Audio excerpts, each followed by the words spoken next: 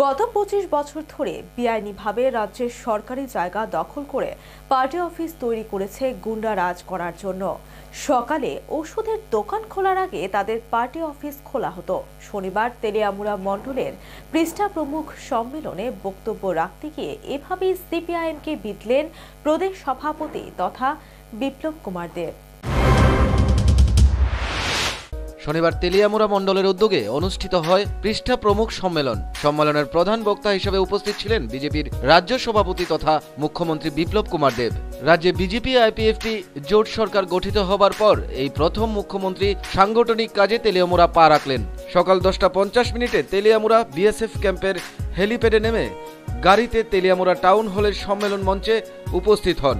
সম্মেলনে বক্তব্য রাখতে গিয়ে মুখ্যমন্ত্রী তথা বিজেপি রাজ্য সভাপতি পৃষ্ঠা প্রমুখদের কাজের গুরুত্ব ও ভূমিকা তুলে ধরেন। তিনি বলেন, এতদিন দল ছিল সরকারের বাইরে, দলের কার্যকর্তা হিসাবে মানুষের কাছে ছিলেন। এবার দল ক্ষমতায় এসেছে, কর্মকর্তাদের এখন প্রশাসনিক থেকে আগে পরিচয় করাতে হবে, আর সেই পরিচয় হবে মানুষের জন্য কাজের মধ্য দিয়ে। তো সার্বিকভাবে সর্বজনের মধ্যে যেই কনসেপ্টটা প্রত্যেক ভারতীয় জনতা পার্টির অন্তিম কার্যকর্তা পর্যন্ত পৌঁছেছে, সেটা হচ্ছে পৃষ্ঠা প্রমুখ। তিনি গত 25 বছরে রাজ্যে সিপিএম এর কাজের তীব্র ক্ষোভ প্রকাশ করেছেন। তিনি বলেন, রাজ্যের প্রতিটি জায়গায় সরকারি জায়গা দখল করে বড় বড় পার্টি অফিস করে বসে আছে। ঔষধের দোকান খোলার আগে পার্টি অফিস খুলে দেন। ত্রিপুরার উন্নয়নের জন্য নয়, মায়েদের ইজ্জত রক্ষার জন্য নয়, ত্রিপুরাতে আইডি হাব করার জন্য নয়, পার্টি অফিস খোলা হয়েছে গুন্ডারাজ চালানোর জন্য। গ্রামে গঞ্জে বুথে মানুষকে অত্যাচার করার চিহ্ন ছিল এই পার্টি অফিস। দোকান খোলার আগে পার্টি অফিস খুলে বসে দিত, মেডিসিনের দোকান খোলার আগে তার পার্টি অফিস খোলা। যতক্ষণ পর্যন্ত পুরা ত্রিপুরা না ঘুমোবে রাত্রিবার পর্যন্ত অফিস খোলা। কিসের জন্য? ত্রিপুরা উন্নয়নের জন্য, ত্রিপুরা মা বোনদের ইজ্জত রক্ষার জন্য,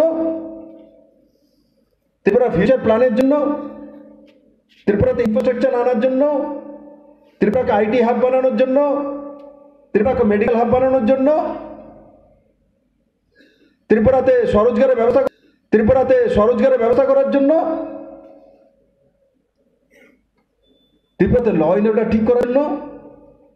যতগুলি বললাম তার মধ্যে একটাও না ত্রিপুরাতে গুন্ডা রাজ করার জন্য সেই পার্টি অফিসগুলি তৈরি করা হয়েছিল, গ্রামে গঞ্জে বুথে।